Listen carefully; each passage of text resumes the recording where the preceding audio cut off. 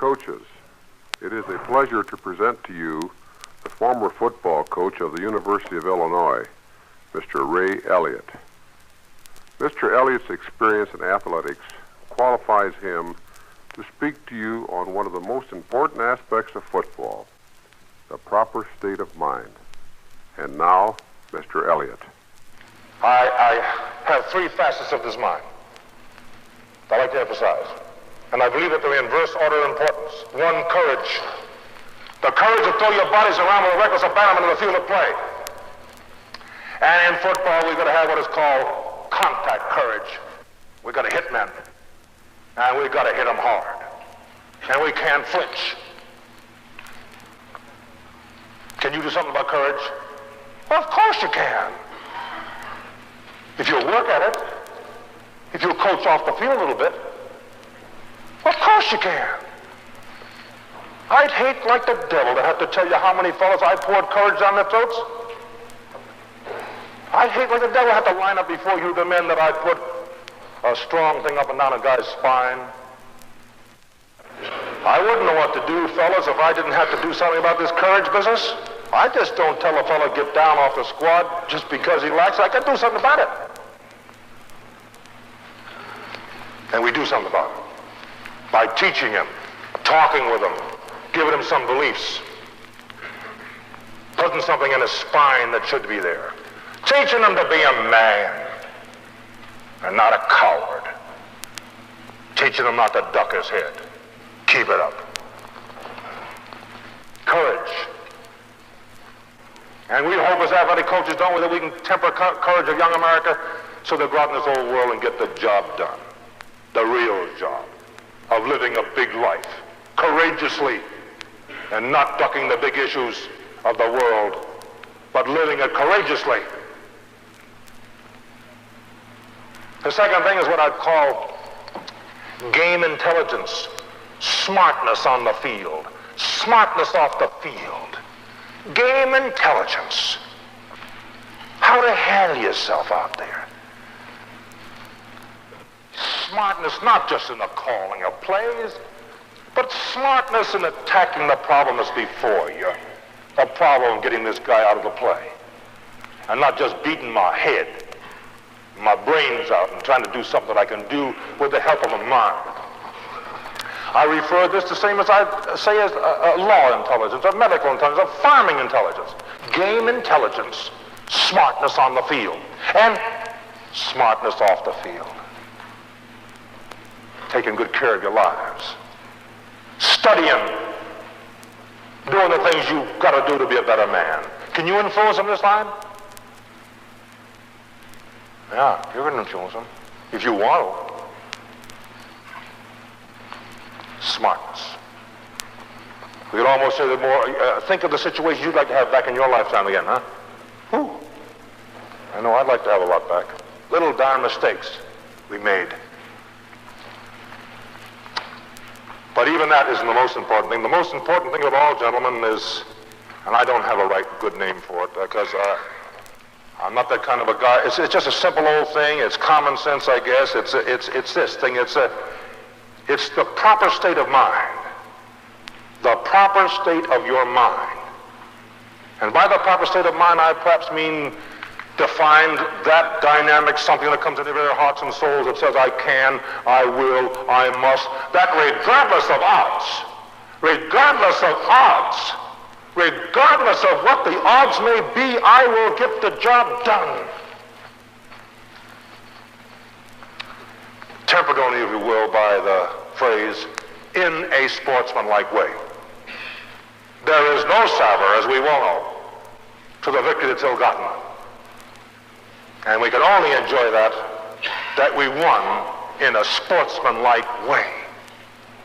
That is living by the rules as they are given to you that come out of that book that you have.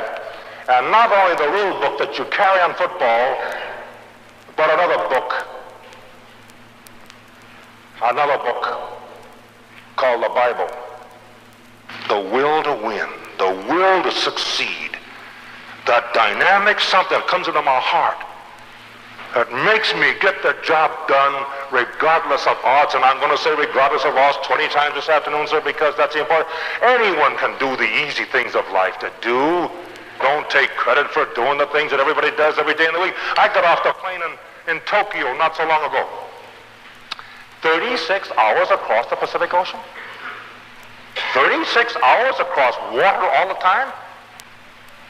And when I got off at the Haneda Airport there, oh, I am. Boy, Eliot, what a guy you are. You're terrific. Why, you're a pioneer. You've crossed the Pacific Ocean in a plane. And then right as I was slapping myself on the back, you know, I all of a sudden came up abruptly to the thought, gee, every day there's people doing that. So what I'm doing is not so great.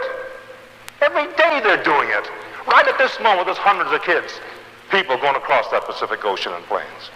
And then you know, my hand really stopped short when I was praising myself there, when I all of a sudden thought that not so long ago, a guy went across the Atlantic Ocean in a crate. A guy named Lindbergh. Yeah. All too often, you know, we think we're great guys. Gee. Football's a great leveler. Holy cow. Any one of you fellas, or any of us that can think that we're great and we're the only thing in the world, why sure, I think you should have a warm confidence in your heart. A belief that you're a fine man. Sure. But this stuff of thinking we're great, because when that sets in, self-satisfaction sets in, sir, there's only one way we can go, and that's down. We can't go up. How can we go up? We believe we're the best now. The state of mind, the proper state of mind. When you can get the boys to the proper state of mind, sir, you've got a winner. You've got a winner. Whenever I think of that, I think of a game down in Champaign not so long ago, year we won a championship. I can always think of that Wisconsin team as long as I had a nice young team here come along, not very big. The opponents outweighed us this afternoon, 21 pounds to a man. I had a young linebacker named Borio. Now, don't get me wrong. When I give you my stories of these things, these few things, facts I'm going to bring before you, you've got them too. In your universities, and in your life, and in your coaching experience. And you know how far 1 yard is? 36 inches? 3 feet? The longest darn thing in the world when you got to defense it, and the shortest darn thing, the longest darn thing when you're trying to get it? 1 yard. Johnny Cota took his Wisconsin team back in the huddle. And as Johnny was about to enter the huddle, this kid Borio of mine, 187 pound, I repeat that, fullback, linebacker of mine, hollered to Johnny, hey Johnny, send Amici at me. Send Amici at me, he said. Can you see the audacity of the guy? Hell, most of us would hope he'd gone north some way, wouldn't he? Do you get the impact of this thing, sir? Do you get the impact? Send Amici at me. 70,000 people looking at us 1 yard away from something. And Johnny sent him there. And Chuck got him back for a 3 yard loss. And when the 4 downs were over, instead of that ball crossing that 1 yard stripe, it rested on a 6 yard line. Gentlemen, 1 yard from the winning of the game. 1 yard from the Big Ten championship. 1 yard from the Rose Bowl championship.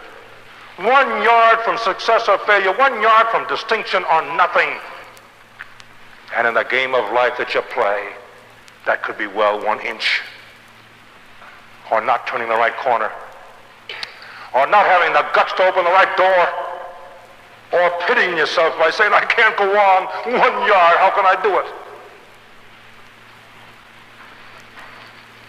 Yes. 1 yard from being somebody.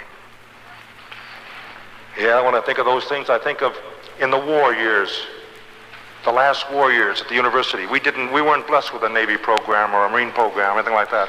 We had nothing like that at all. Anything that could breathe could play at our place.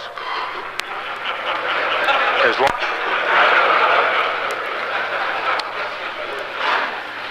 I'll never forget that summer 19 1943, this young chap walked into my office, 139-pound halfback, Eddie Bray, said, I want to play Big Ten football. When I took one look at him, I thought, boy, we've really gone to the bottom of the barrel now, I'll guarantee you. But if I had to pick my all-time backfield, sir, I hasten to say, he would be my left halfback because of 4 years of college football in the Big Ten. He owns an average yard per try of 7.1.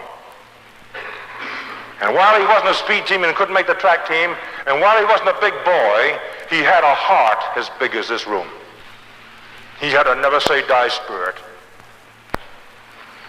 And I was proud of that 1944 team, gentlemen. We gave out 27 letters in 1944, and 21 of the 27 letters went to 17-year-old boys. When they became 18, they were gone in the service. 2 of the remaining 6 letters went to 16-year-old boys. And that team led the United States of America in yards gained.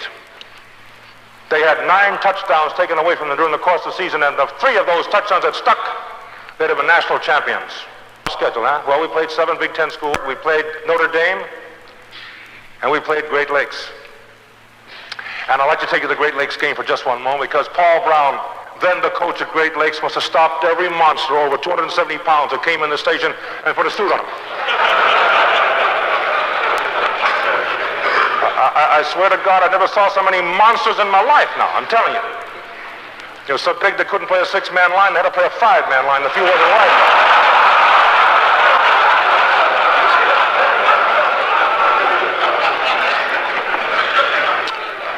All pro tackles, all American, all this and that. We had a kid named Jim Reeder on. That was all American tackle. He was playing 3rd team for them. Oh, that Brown is an organizer. I'll go with you. And oh yeah, Ewell of Iowa was a quarterback. Sance of Southern Cal left halfback. Avery of Minnesota at the right halfback spot. Mello, the All-American from Notre Dame at fullback. Bray, 139 at left half for me. McGovern, 158 at right half back there. And that snarling devil from Collinsville, fullback, 167. I led the boys on the field. We always walked hand in hand on the field those days.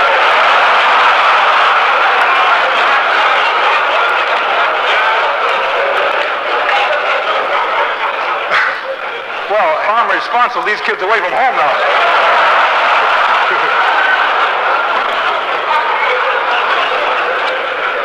We loosened up in the end zone. That's all we needed. We went back in. We had a cup of tea. We talked it over.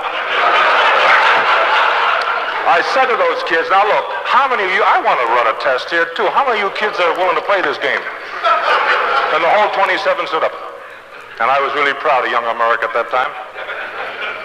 Well, so we went out in the field and we led it the first half, 19-6. We couldn't hold on. The game ended in a 26-26 tie. But with 26-26 on that scoreboard and 19 seconds left, Mr. Mello, the All-American from Notre Dame, broke to the middle of the line and started goalward. And the only thing that was between him and a touchdown was his kid Bray. And when I saw those two bodies coming close together, I'm really wondering what I'm going to say to Mrs. Bray next Monday. That's about disaster. But I looked up in time to see and to hear one of the greatest tackles I've ever seen or heard in the football field in my life, when that kid put those puny old shoulders under the oncoming piston-like legs of that Mr. Mello and picked him up and laid him back the way he was coming from, and then laid on him till the clock ran out.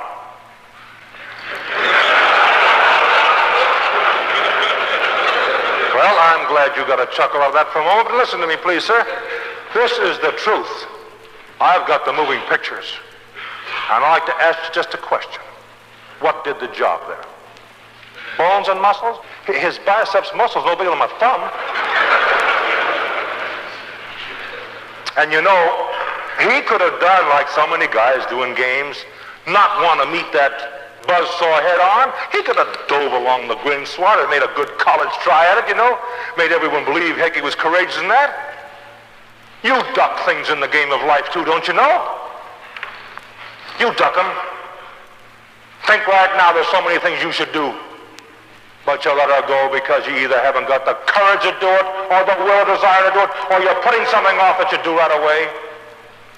That kid put nothing off, sir. He met the problem head on. He didn't say, oh, why did you put me here? He asked no quarter. He just wanted a shot at that guy, and he brought him down. And what brought him down? Bones and muscles, I say? No, sir, a heart. A big heart. A desire. A will. A never-say-die spirit, regardless of odds. Regardless of odds. He got the job done. Big heart. You've seen it on our gridirons all of your life. Baseball fields and everything else. It's like Lou Boudreau. Good Lord. I don't know if you know it or not, but Lou Boudreau is the manager of the Cleveland Indians. I know him real well. He's a good friend of mine. Manager of the Cleveland Indians. There's 9 more games to play. One day Boston's in the first place. One day Cleveland's in the first place. He benched himself because you got a thumb here that might not do a good job of playing. They're playing in Detroit. Detroit's playing at Cleveland. It's the last of the 9th inning. The bases are loaded. There are 2 out, and this boy at bat, Kennedy, it's a bat. The first one came in for a call strike. Remember now, everything means something now. Money, prestige, everything. The first one came in for a call strike. The second one came in too high. The third one, he swung and it missed, and the ball had no sooner settled in the catcher's mitt. When the announcer said, attention please, Boudreau now batting for Cleveland. Do you get the impact of this thing? Here's the manager walking out of the dugout, swinging 2 bats. You've heard of guys doing things with 2 strikes on them, haven't you? Here it is. Before the whole world. Walking up the plate is a little skinny guy with a big heart, big courage, big desire, believing in himself every moment. Threw one of the bats away and stood up there in the first ball pitch, drove in the 2 runs that beat Detroit that night. Even if he had failed, he had the courage of his convictions. He had a desire. He had a will. Spirit. Spirit. The will to win. Do any of you in the room know a guy named Lincoln? Abraham, that is?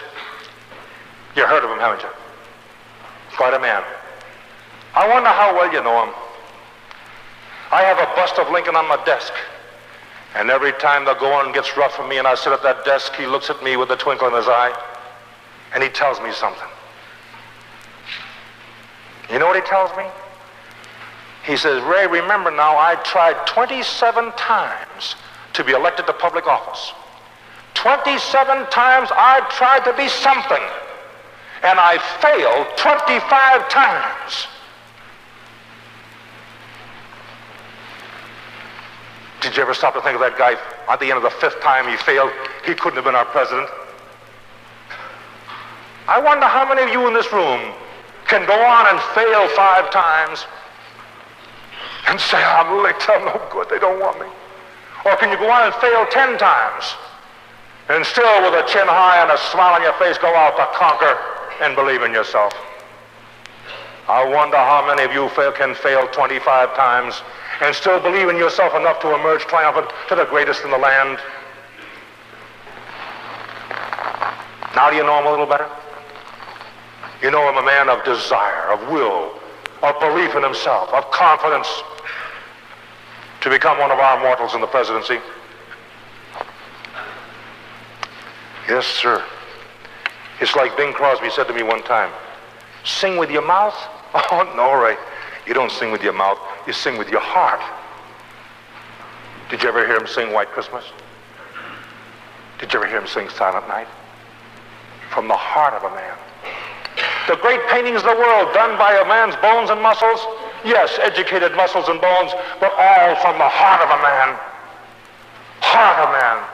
You who lack the heart, you who have the spirit gone from you, you who have lost hope, you who have no confidence, you are dead, sir.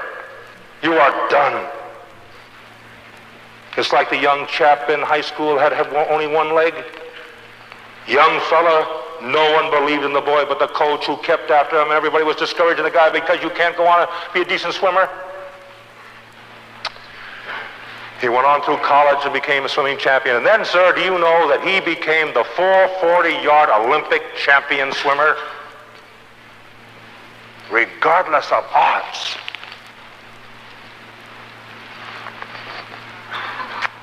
Yes, sir. The blind golfers that go out there and shoot in the 90s can't see. Just think what they're drawing on in this world to do this thing. Just imagine the will and desire that they've got to have to get the job done, regardless of odds. The will to succeed, the will to win, that dynamic something that comes in your very hearts and soul. I know you all have legends at your school. Every school right here has a legend at it. At the University of Illinois, we have a legend too. It brings me back to 1939, when a little band of kids at Illinois had to meet the most powerful juggernaut in the nation. And I'm referring to the University of Michigan team that had 5 All-Americans on it.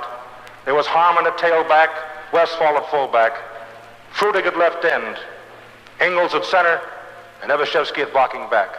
The year before, they had won the national championship. And here they are coming now, the same group of men. Oh, what a powerful bunch of men. At Illinois, we had no All-Americans. We were a bunch of babies. We had one good leader, a kid named Brewer, our captain, a real fine football player. What had Michigan done the first 4 games before they met us? Well, they beat Michigan State by a big score. The second game, they beat a great Iowa team, the only team that Iowa lost that year, by a big score. And I'd like to pause right now and pay my tribute, my humble way, to one of America's finest athletes, one of America's fine gentlemen, a man who died in that war when he didn't have to die. The captain of the Iowa team, Niall Kinnick. And then they went on, they beat Chicago by 85 points. They beat the toast of the East, Yale, by a big score. What did we do in our first 4 games? Well, sir, in the first game, we tied Bradley 0-0.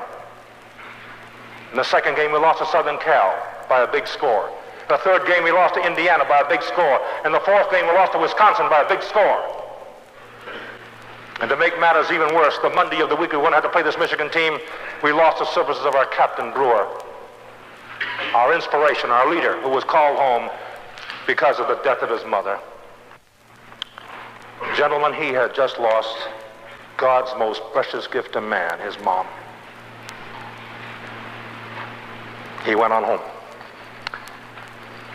It was our custom in those days to take the boys to the Champaign Country Club the night before all home games, where Coach Zupke, where we could feed them and house them, and Coach Zupke would talk to them.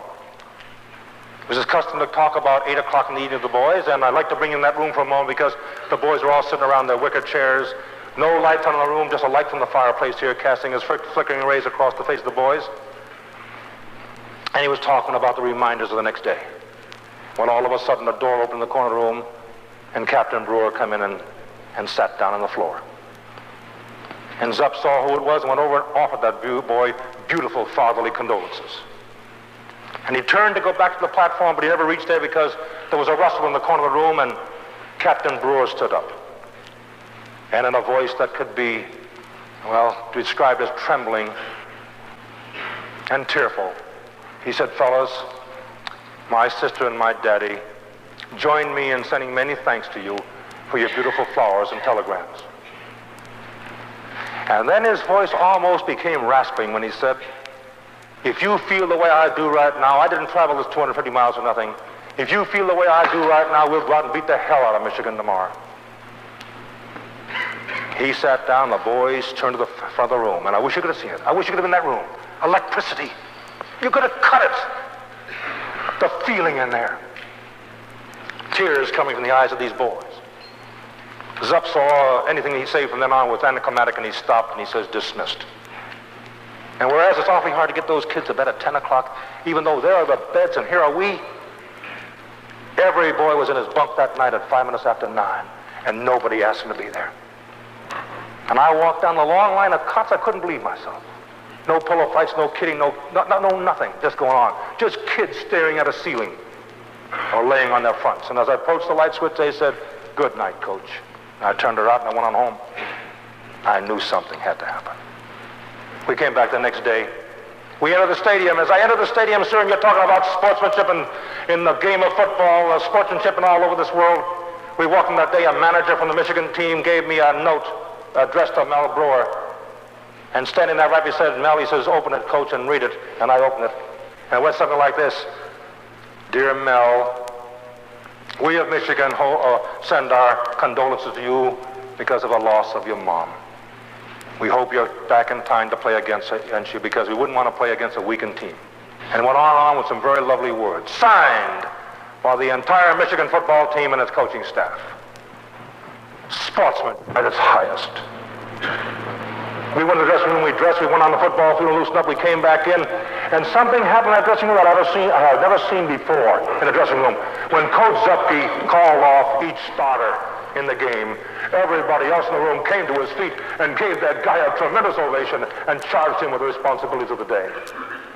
I was the last guy to say goodbye to 11 starters that went by me, and usually they'd come up and say, "Don't worry, we'll take care of it," and they didn't say a word. Went by me. You know the rest of the story. That afternoon, one of the greatest upsets in the history of the Big Ten took place when the little band of Fighting Illini beat the finest team in America, 19-6. And the guy that started us off kicking 3 points for the bars, who had never kicked a field goal in his life, was Brewer. When it came to that 4th and 9 down there on the 18-yard line, he put it through to start us off. Tom Harmon has told me many times he never was hit so hard and so often in his life as he was that afternoon. I played pro ball, he said. I played Big Ten football. I played everywhere. I never hit so hard in my life. And he did this, you know. He averaged 165 yards a game before he came to Champaign. That afternoon, he walked out of the stadium minus 19 yards. Now we can say, can't we, gentlemen, that the same team that tied Bradley beat the finest team in America, 19-6, can't we? Oh, no, we can't, sir. No, we can't. It was the same orange and blue spangles. It was the same teeth and eyes and ears and mouth and body, the same agilities, the same skills, the same speeds, but not the same men, sir, because manhood comes from within your heart. How you believe. Regardless of odds, never to flinch on the field of play or in the battle of life, never to flinch. The will to succeed, sir. I know if I could open a cubbyhole each one of those hearts that went on the field that day, I probably could see embellished across the heart something like this. If you feel the way I do right now, we'll go out and beat the hell out of Michigan today. The will to succeed. Without it, you're dead. And as far as I'm concerned, gentlemen, with due respects to the O's and X's, that is the beginning and the end and the in-between of football. Now look, I'm out of it right now, but I've loved every moment as being a football coach. You are great guys. You've got these kids in the palm of your hand, sir. You're wonderful. I love to come to places like this because I'll meet the classiest men in America. Great kids, great men, sportsmen. Love this game and never flinch no matter how rough it comes your way. And if they start from the stands and start criticizing you and your boys, defend yourself and defend those kids with your life, because you're in this great game where you do so many great things for young America. I hope you win them all. Good night. God bless you.